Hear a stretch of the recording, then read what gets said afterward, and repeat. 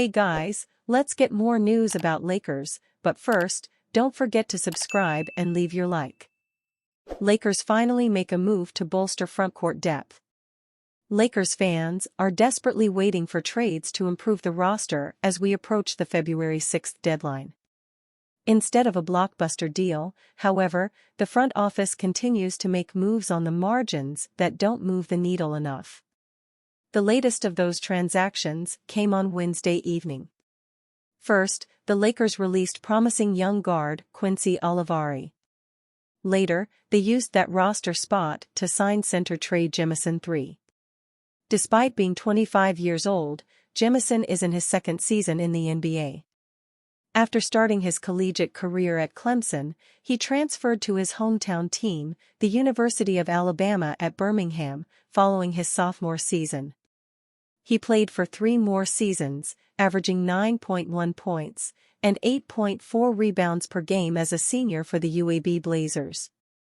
He went undrafted in the 2023 NBA draft but spent some time with the Wizards and the Grizzlies as a rookie. In fact, he started 14 games for Memphis last season, averaging 7.4 points, 5.8 rebounds, and 1.2 blocks per game in 24.9 minutes of action. In the 2024 offseason, he signed with the New Orleans Pelicans and played in 16 games as their third-string center. He continued to be dominant on the boards and in the paint in his limited minutes before getting waived earlier in January. Jemison's offensive game is a work in progress, to be sure. His contribution on that end comes on the boards. The Lakers will certainly not be relying on him on that end.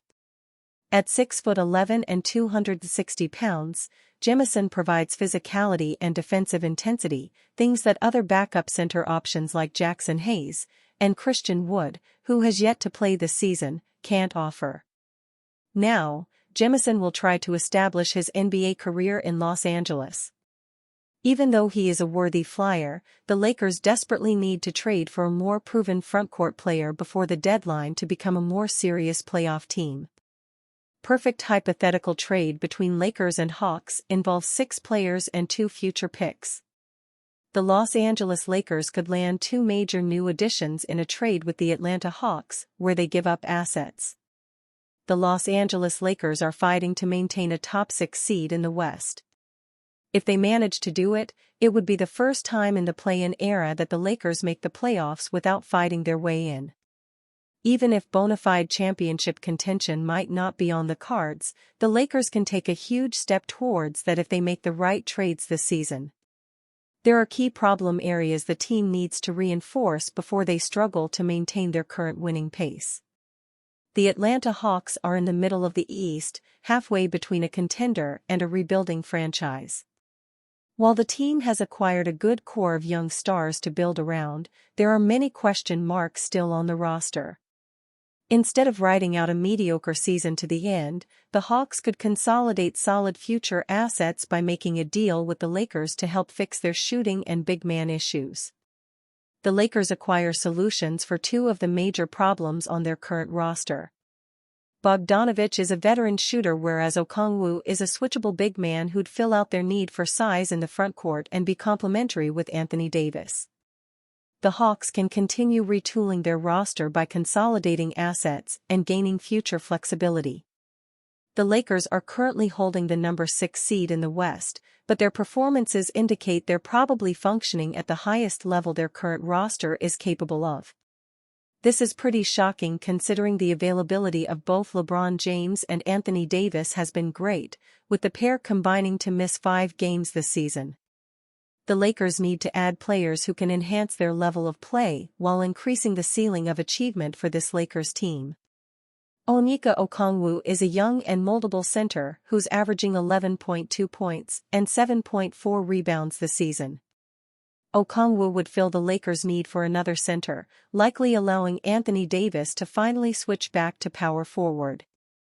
With a rebounder and interior defender like Okongwu backing him up, Davis can be at his most impactful as a free-roam defender who's always lurking around the corner.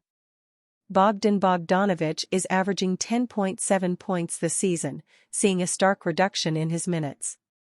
The shooting specialist is a career 38.2% shooter from three and would be a huge addition to the Lakers' lackluster shooting group this season.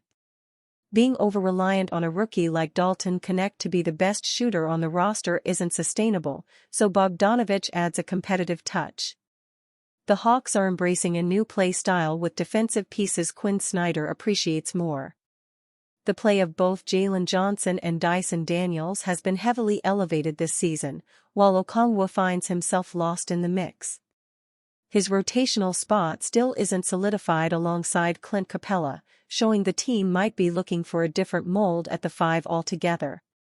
They can add a temporary stopgap to that by acquiring Jared Vanderbilt, who's about to make his season debut within the next week. Vanderbilt is a new-age big who can virtually guard all five positions. His offense is underwhelming, so the Hawks will likely look to the draft or free agency to continue figuring out their center core while selling high on Okongwu. Rui Hachimura is averaging 12.2 points and 5.2 rebounds this season. He'd be a great backup for and be the final piece on what would be one of the most robust frontcourt rotations in the NBA with Johnson, DeAndre Hunter, and Zachary Asher. Jalen Hood-Schifino could be a project guard for the future, but his utility will take a while to be uncovered. A 6 feet 5 inches combo guard can have a high ceiling. The Hawks would struggle to move on from either player with a first-round pick, so combining them to land that alongside a second-round pick and manageable contracts is a huge coup. Lakers face surprise competition for top trade target. After losing 3 straight, including a disappointing home loss to the San Antonio Spurs on Monday night, the Los Angeles Lakers are 20-17. The inconsistency, especially on the defensive end, has been a major issue all season, leading to up-and-down results throughout the campaign. It's painfully clear that the Lakers are nowhere near being championship contenders as they are currently constructed. They are 13th in offensive rating and 22nd in defensive rating.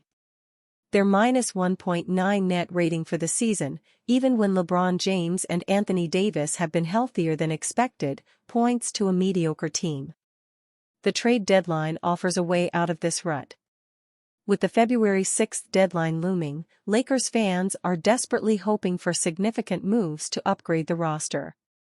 One of the names most often rumored to be near the top of the Lakers list is bruising big man Jonas Valanciunas. It turns out the Lakers are not alone in their pursuit of the Wizards center. Per Knicks insider Ian Begley, New York is also eyeing Valanciunas ahead of the trade deadline. It seems like Valanciunas is the alternative for Mitchell Robinson in New York. If Robinson returns from his injury and performs well before the deadline, the Knicks may be better off holding on to him. Otherwise, they will be in desperate need of another center. Considering how easily acquirable Valanciunas is because of the rebuild in Washington, the move would make some sense for New York. The 32-year-old big man was a free agent target for the Lakers in the offseason. He chose to sign with the Wizards for a 3-year, $30 million deal. Washington is in asset accumulation mode and should be willing to part ways with Valanciunas for a couple of second-round picks. Whether the Lakers should give up draft capital for an aging backup center with defensive limitations is an entirely different question. And you, fan? What do you think of the situation of Valanciunas? Leave your opinion in the comments.